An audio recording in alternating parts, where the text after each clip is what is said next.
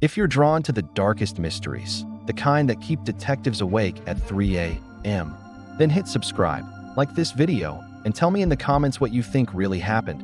Chapter 1. The vanishing on Coldwater Ridge. The blood hadn't even dried when the first patrol car screamed into the parking lot.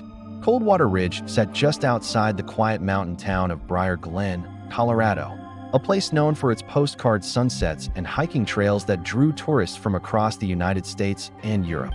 But on October 14th, at 6:42 p.m., it was nearly empty. A silver SUV idled crookedly across two spaces. The driver's side door stood wide open. One high-heeled shoe lay on the asphalt, 20 feet from the vehicle, and splattered across the hood, dark, sticky, unmistakable, was blood. Officer Daniel Ruiz was the first to approach the vehicle. He called it in as a possible assault. Within 20 minutes, the lot was flooded with red and blue lights. The SUV belonged to 32-year-old marketing executive Hannah Caldwell. Hannah wasn't just another tourist. She was local, born and raised in Briar Glen before moving to Denver, then recently returning after a messy divorce. That night, she had posted a photo at 5:58 p.m., a selfie at the ridge overlook. It would be the last thing she ever uploaded. Detectives quickly confirmed something chilling.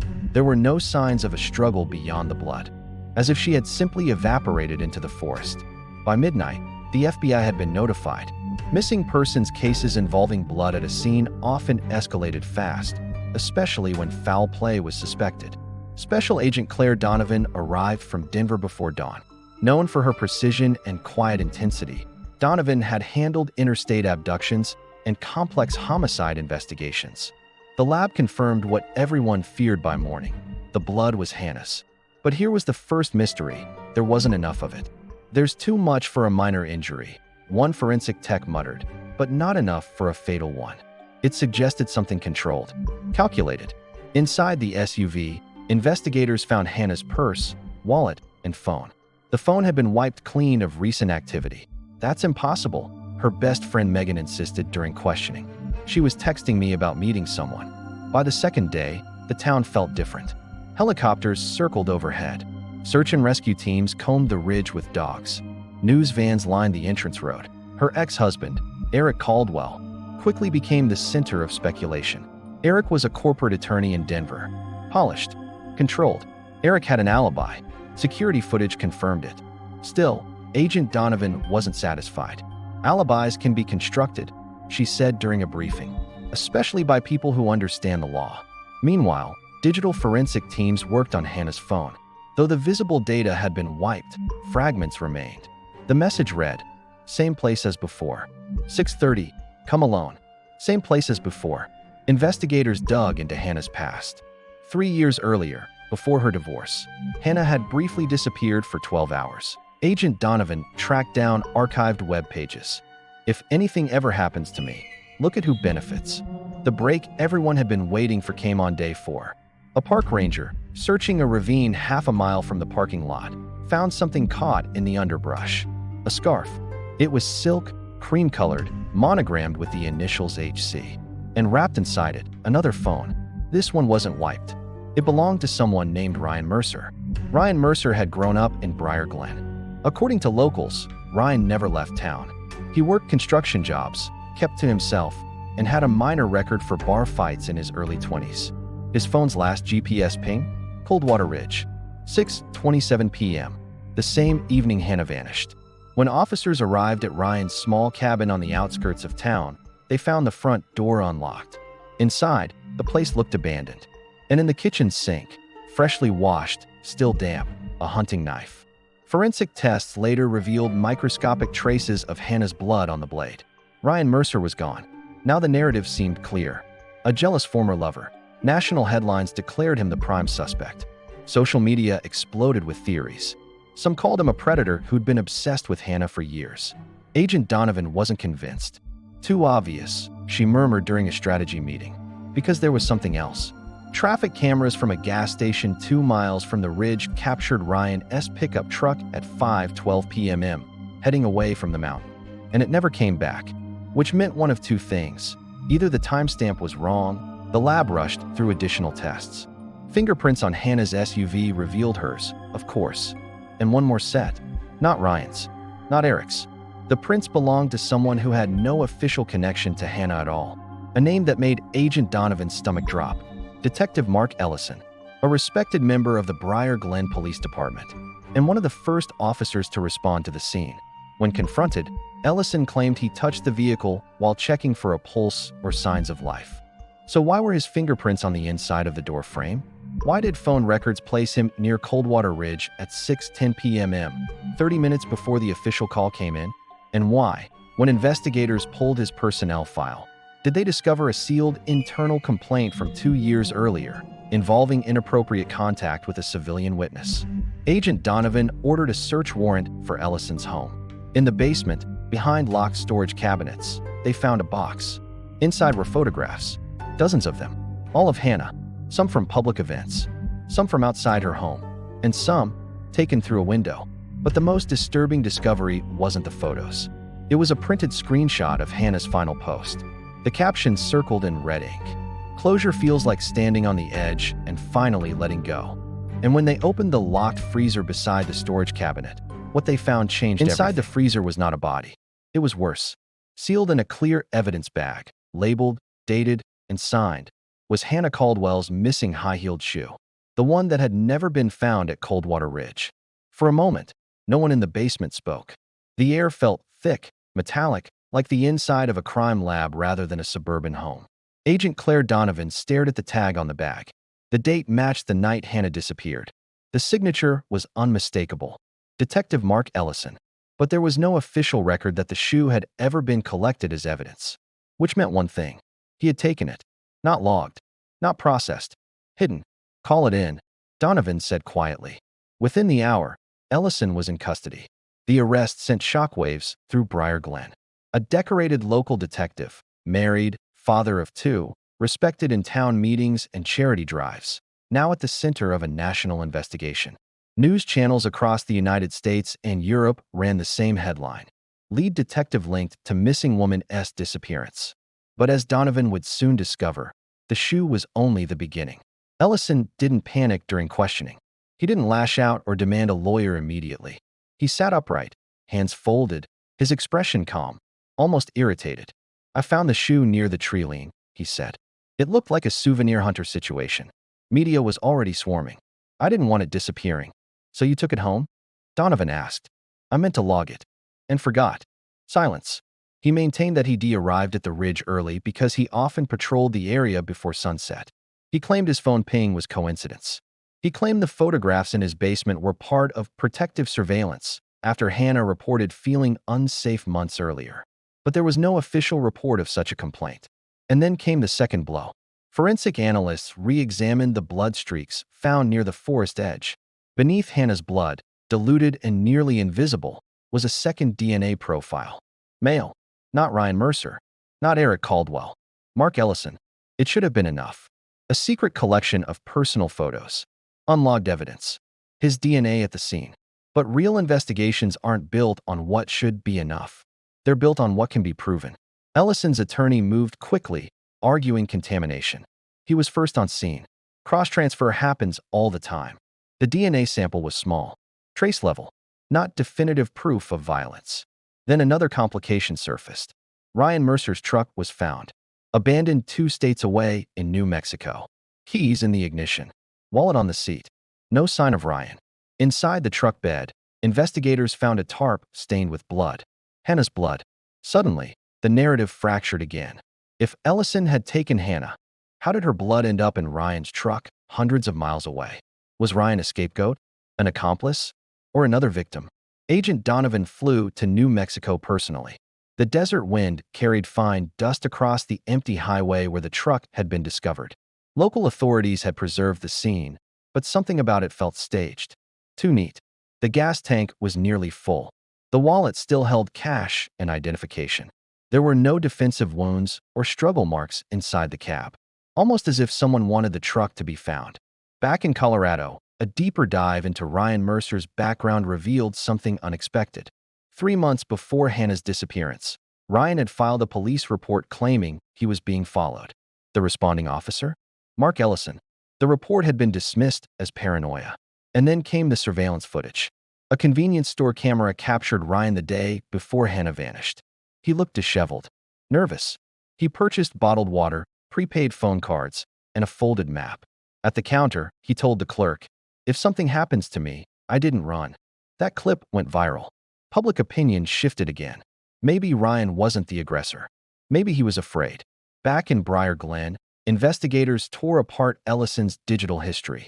Deleted search terms recovered from his home computer included phrases that made even seasoned agents uneasy.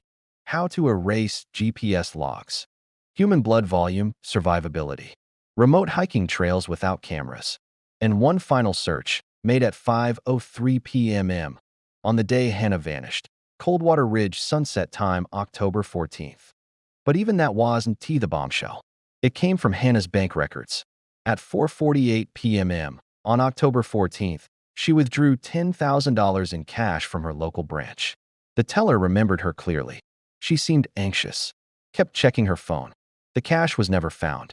Not in her SUV, not in Ryan's truck, not in Ellison's home. $10,000.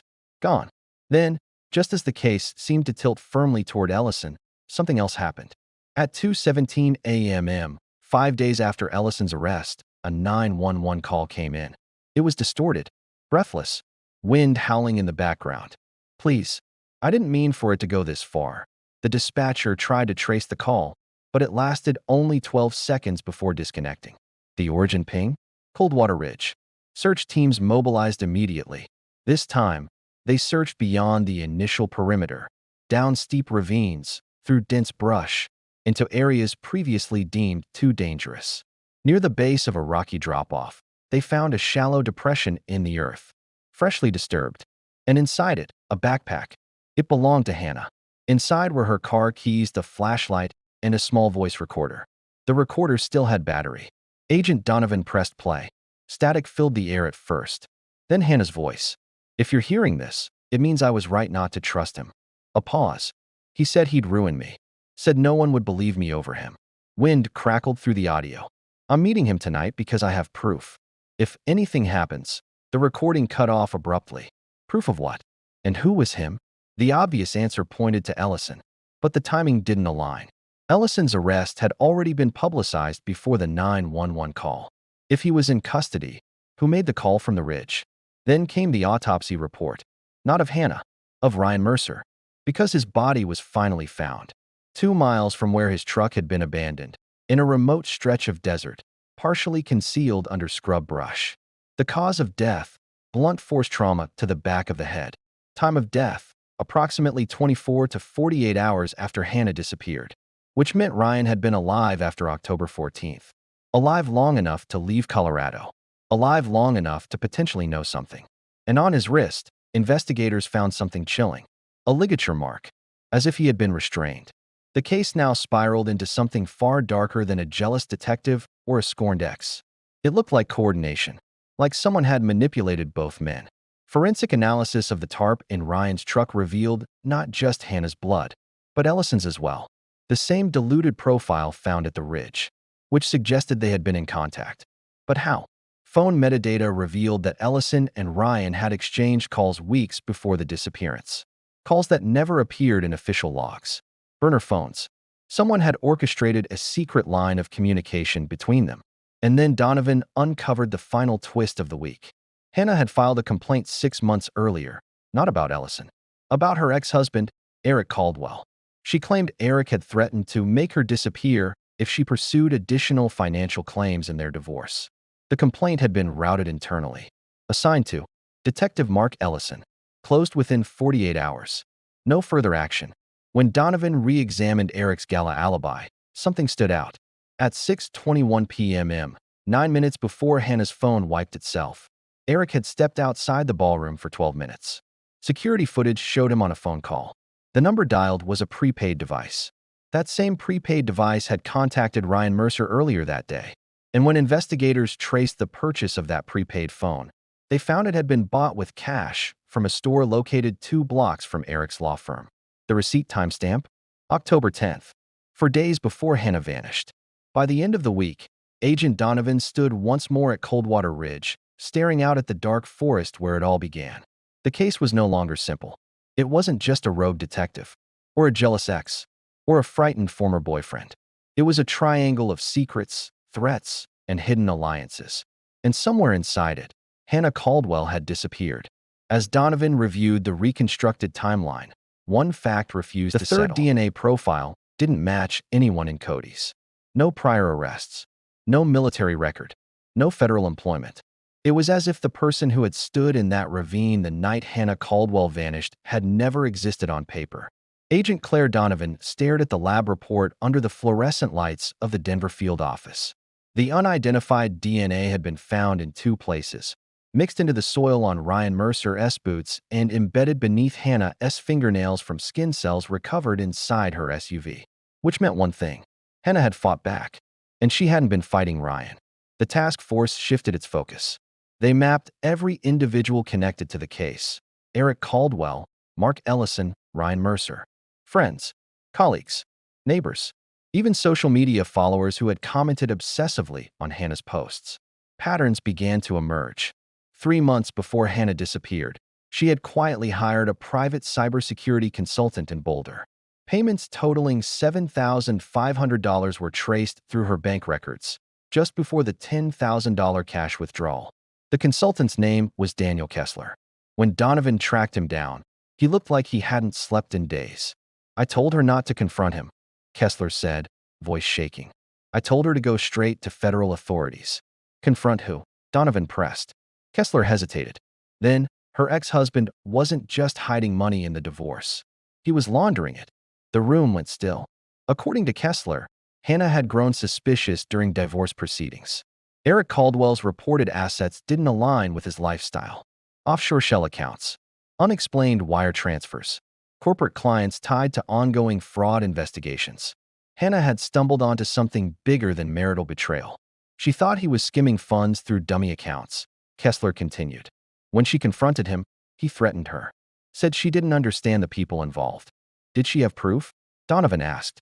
Kessler nodded slowly. "I gave her encrypted copies, transaction logs, email chains, enough to destroy him." "And where are those files now?" "She took them, said she'd handle it personally." That was October 14th. Eric Caldwell was brought back in for questioning. This time, Donovan didn't start with accusations. She laid the evidence out piece by piece: the prepaid phone, the burner contacts with Ryan Mercer, the sealed complaint Hannah filed months earlier. Eric maintained his composure at first. "I stepped outside the gala for business," he said smoothly. "You can't criminalize phone calls." "What about embezzlement?" Donovan asked. A flicker crossed his face. "Small, but there. Baseless." "What about hiring Ryan Mercer?" Silence. Then a quiet laugh. "Ryan Mercer? That man could barely hold a construction job." "Exactly," Donovan replied. "Desperate people are easy to manipulate." Eric leaned back in his chair. "You're building a fantasy. But fantasies don't explain forensic science." Financial analysts uncovered a $15,000 transfer from one of Eric's shell corporations into an intermediary account, withdrawn in cash 2 days before Hannah disappeared. $10,000 for Hannah, $5,000 unaccounted for. Ryan Mercer's bank records showed a sudden cash deposit of $4,800 on October 12th. Desperate people are easy to manipulate. The working theory crystallized. Eric had learned Hannah possessed evidence that could expose him. He couldn't risk a public scandal. So he contacted Ryan, someone from Hannah's past, someone local, someone financially unstable. Ryan was instructed to scare her, intimidate her, recover the proof. But something went wrong. Because Hannah didn't come unprepared. Cell tower data reconstructed the final hour. At 6:28 p.m., Hannah's phone connected to a hidden Wi-Fi hotspot near the ridge. At 6:31 p.m., Ryan's prepaid phone pinged the same location. At 6:34 p.m., a second prepaid device activated, registered to no one. The third DNA profile. Investigators traced the purchase of that second prepaid phone to a gas station in Colorado Springs. Security footage showed a man wearing a baseball cap and sunglasses. The image was grainy, but facial recognition software generated a partial match. Daniel Kessler, the cybersecurity consultant. When agents arrived at Kessler's apartment, they found suitcases packed near the door. He didn't resist arrest. "I didn't kill her," he said immediately. "Then explain why your DNA was under her fingernails," Donovan replied.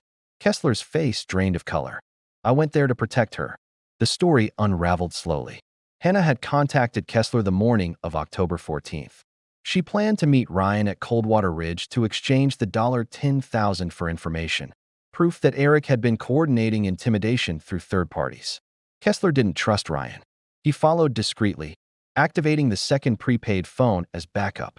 What he didn't know was that Ryan had brought a knife. According to Kessler, the confrontation escalated quickly. Ryan demanded the encrypted files. Hannah refused. She told him she'd already sent copies to federal investigators, Kessler said. It was a bluff. Ryan panicked. A struggle broke out. Kessler claimed he stepped in when he saw the knife. He struck Ryan with a rock. Hannah was bleeding but alive. She told me to run, Kessler whispered. She said if Eric knew I was there, I'd be next. But you didn't call 911, Donovan said. I was scared. And the $10,000? She gave it to Ryan before the fight started. That explained the cash deposit. But it didn't explain the tarp, or Ryan's body in New Mexico, or the staged truck. Confronted with mounting evidence, Eric Caldwell's confidence began to crack. Financial crimes units confirmed he was under federal investigation unrelated to Hannah. Pressure mounted. Then came the final forensic breakthrough. Blood spatter analysis on the tarp in Ryan's truck revealed something investigators initially missed: a secondary impact pattern inconsistent with Ryan's head injury, meaning Ryan hadn't died in the desert. He had been transported there. And the soil embedded in the tarp fibers? It matched the ravine at Coldwater Ridge, which meant after the fight, someone had returned. Cell phone data placed Mark Ellison's personal vehicle near Ryan's cabin the night after Hannah vanished. Ellison, the detective who had hidden the shoe. Under renewed interrogation, Ellison finally broke. I didn't know about the money, he insisted. Eric contacted me weeks earlier. Said his ex-wife was unstable, that she was making threats. Eric had used his legal connections to build credibility. Ellison admitted he agreed to keep an eye on Hannah. When Eric told him she planned to meet someone at the ridge, Ellison followed, off-duty. He saw the confrontation from a distance. He saw Kessler strike Ryan. He saw Hannah collapse. But he didn't intervene. I thought she was dead, Ellison said. After Kessler fled, Ellison approached the scene. Ryan was unconscious but breathing. Hannah was alive, barely. She begged me, Ellison whispered. She said Eric set it up. Instead of calling for help, Ellison made a choice. He contacted Eric, and that decision sealed all their fates. Phone records confirmed a call from Ellison to Eric at 7:02 p.m. Eric drove overnight to Briar Glen. Together, they moved Ryan's body, still alive at the time, according to autopsy estimates, into his own truck. Ryan regained consciousness during transport. That's when the fatal blow occurred. As for Hannah, Ellison claimed she was still breathing when he left her in the ravine. He swore Eric insisted they couldn't risk her surviving. But despite exhaustive searches, Hannah's body was never found. Heavy rains hit the region 3 days later, triggering minor landslides in the ravine. It's possible she was buried deeper than anyone realized. Or it's possible someone else reached her first. Because there was one final detail. 3 weeks after Eric and Ellison were indicted, charged with conspiracy, obstruction of justice, and second-degree murder in Ryan Mercer's death, an encrypted email was sent to a federal whistleblower account. Attached were the financial documents Hannah had supposedly been bluffing about. The sender? Unknown. Metadata traced the transmission to a public Wi-Fi network in Vancouver, Canada, and embedded in the file properties was a username, H_closure. Authorities never confirmed whether Hannah Caldwell survived that night. No verified sightings. No passport activity. No confirmed remains. Eric Caldwell was convicted on financial crimes and conspiracy charges. Mark Ellison was sentenced for obstruction and his role in Ryan's death. Daniel Kessler received a reduced sentence for manslaughter after cooperating fully. But Hannah's case? Officially listed as unresolved. Some believe she died in that ravine, another casualty of greed and betrayal. Others believe she planned further ahead than anyone realized, that she staged her vulnerability, survived the chaos, and vanished with the evidence that could destroy powerful men. Because months after the convictions, another anonymous data leak surfaced, exposing offshore accounts tied to Eric's former clients. The whistleblower's signature was the same. HC. Coldwater Ridge remains open to hikers. The parking lot looks ordinary again. Families take photos at sunset. Influencers pose near the overlook. Most have no idea that beneath the soil, beneath the pines, lies a mystery that still unsettles seasoned investigators. They thought the truth had been buried. But sometimes, closure doesn't mean an ending. Sometimes it means someone finally letting go. And if this story left you questioning everything, you're not ready for the next case.